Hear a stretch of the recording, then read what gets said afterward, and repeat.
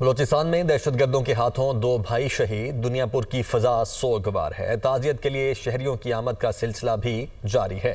لواحقین کا کہنا ہے کہ بلوچستان حکومت دہشت گردی کے خاتمے کے لیے ہر ممکن اقدامات کرے تاکہ مزید واقعات رونما نہ ہوں۔ مزید بتا رہے ہیں راؤ عمر جاوید۔ اپنے والد کے جنازے میں شرکت کے لیے دنیا پور آنے والے 2 بھائیوں کی شہادت کا المناک واقعہ ہے۔